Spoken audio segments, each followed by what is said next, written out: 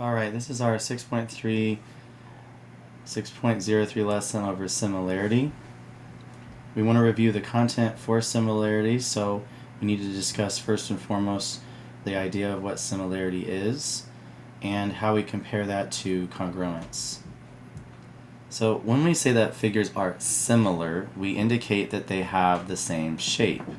And we utilize the symbol, which we call the tilde symbol, to represent the phrase is similar to.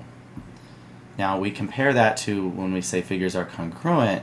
Congruent figures have the same shape, but they also have the same size. And so we use the congruence symbol whenever we're referring to those figures that have both of those. And of course it references the phrase is congruent to. Now all congruent figures are similar. However, some similar figures may not be congruent. And the diagram on the right illustrates that there may be some that aren't congruent. So the example with the nesting dolls is as an illustration here. The ones on the left represent similar figures. The ones on the right represent congruent figures because the ones on the left have a different size and the ones on the right have the same size. And of course both sets have the same shape, but because there's a different size on the left, those are just similar to each other. And when we talk about similar figures in particular, we want to break it down into two, no pun intended, parts. And those would be the corresponding parts.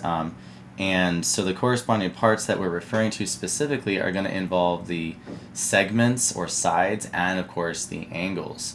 So remember that corresponding means related to or matching. All right, it partners up well with that particular corresponding part. But why? Why do we want to know that? Well, the reason we want to know that's because we utilize those corresponding parts by comparing them. And when we compare them, we're going to compare whether they're congruent to each other or whether they are proportional to each other. And if you can determine one of those things, of course, then you can verify that the figures are going to be similar, and in this case, triangles. So as an example, we can see that angle B and angle Y are corresponding angles. They're both right angles, and they happen to be corresponding because they match up or are related to each other in both of the figures. Now, specifically when we talk about corresponding parts, we'll focus first on the angles. So when we talk about corresponding angles in a set of similar figures, they will be congruent. That means they are going to be equal measures, okay? So remember that means equal measures. So as an illustration, we can see here that A corresponds with X, that B corresponds with Y, and that C corresponds with Z, and they all have the same, correspondingly, they have the same measure, they have the same value. That's what makes them corresponding angles in both triangles. So as an illustration, we have what we refer to here as what we call a similarity statement. And the similarity statement can be used to illustrate corresponding angles, corresponding sides.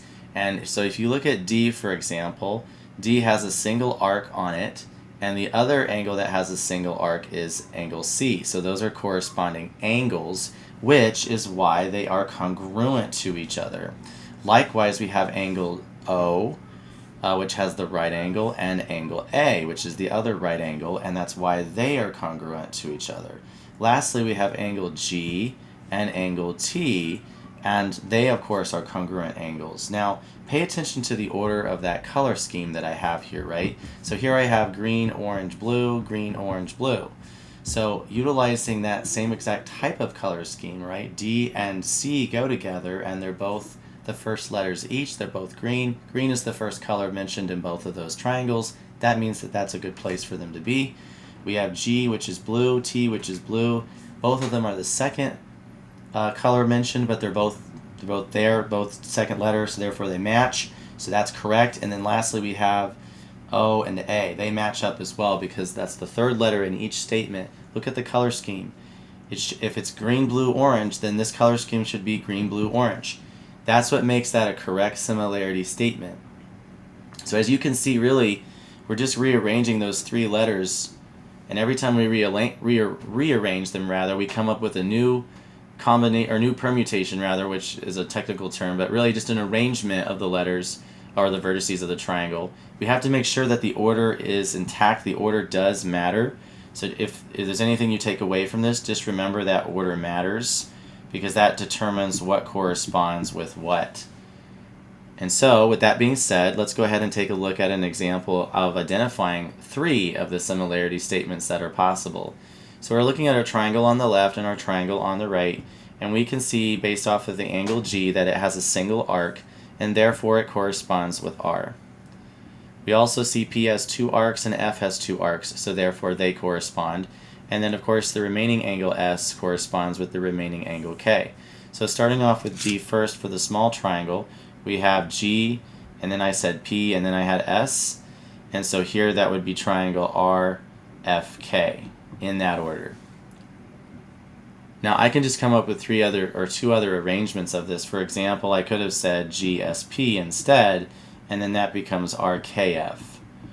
Or I could have started off with P and then written G and then written S, and if I did that, then I'd have to have F and then R and then K for my arrangement for my similarity statement. So those are 3 correct or possible similarity statements, and of course there are 3 more that we could come up with. There's actually a total of 6, and we've referenced 3 of them. As far as angles are concerned, we know that angle G is congruent to angle R. We know that angle P is congruent to angle F, and we know that angle S is congruent to angle K because they're corresponding angles, okay? So as long as I keep that color scheme correct, right, I'm just using it as an example, right? We have G and we have R, we had P and F, and we had, S and K. I should see a similar color scheme here, G and R, we have S and K, and we have P and F, right? So I have green, blue, orange, therefore I know that my similarity statement is correct as a result. Now the other thing is corresponding sides. Now here corresponding sides are going to be proportional. That doesn't mean they're equal, but it does mean that if I look at the ratio of their sides, right, corresponding sides have equal ratios.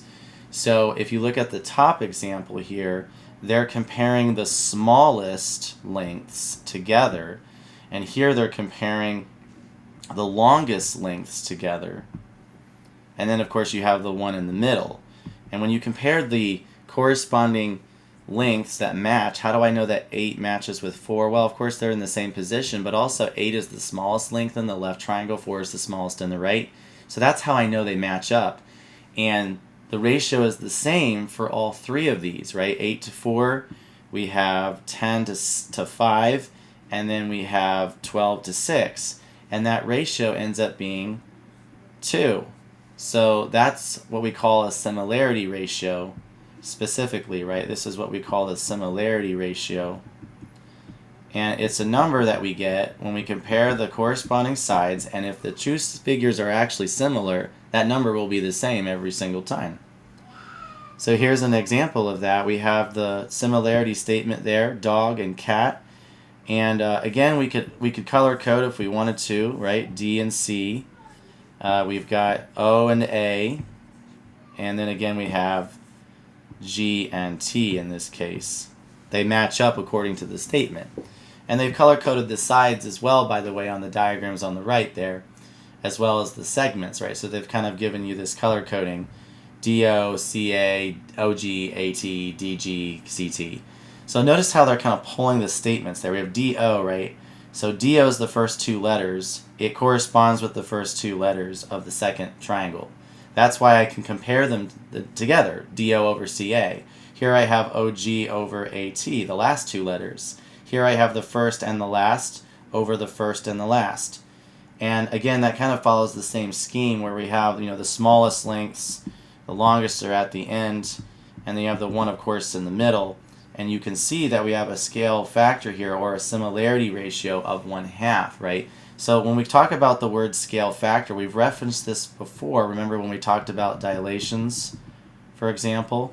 Well, actually, that's exactly what that is. The similarity ratio is going to end up being the same thing as the scale factor. So going forward, we can just refer to it as a scale factor. In this case, it's 1/2.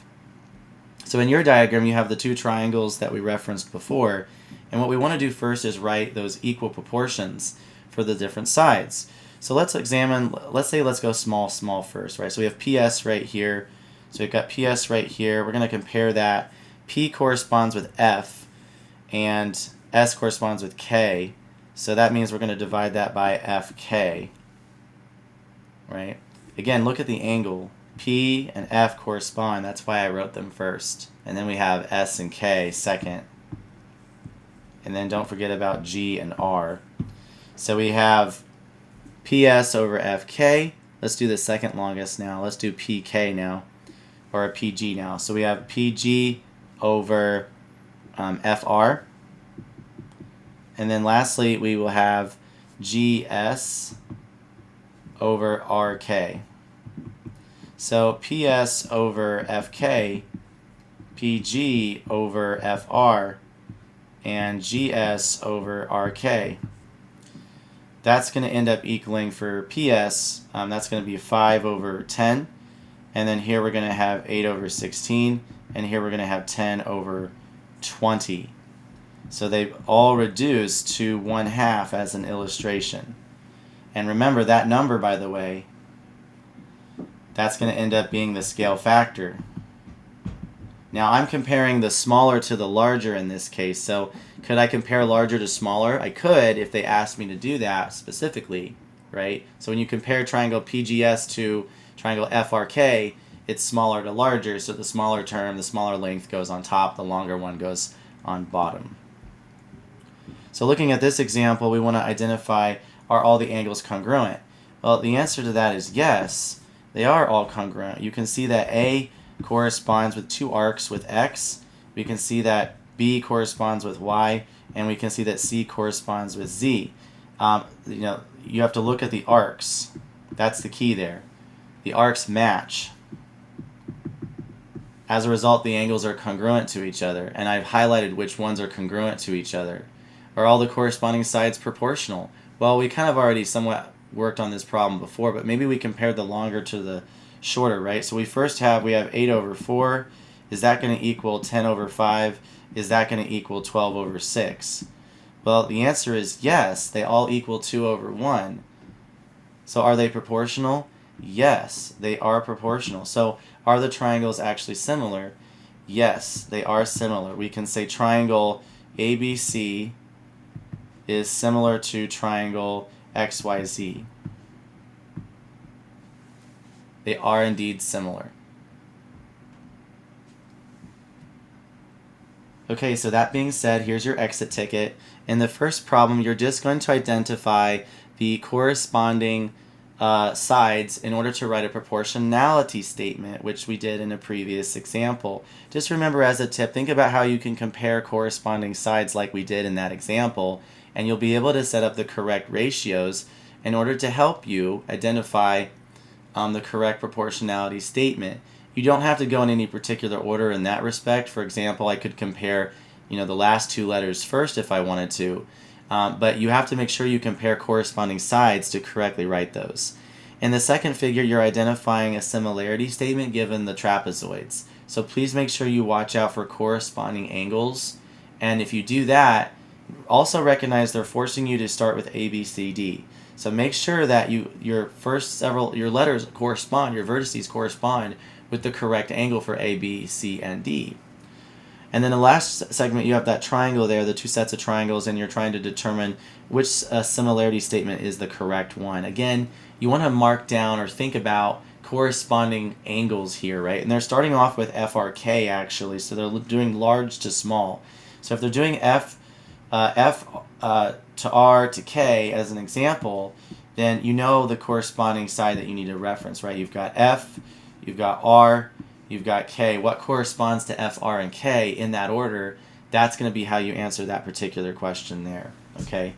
And so that's going to be our lesson 6.03 over similarity.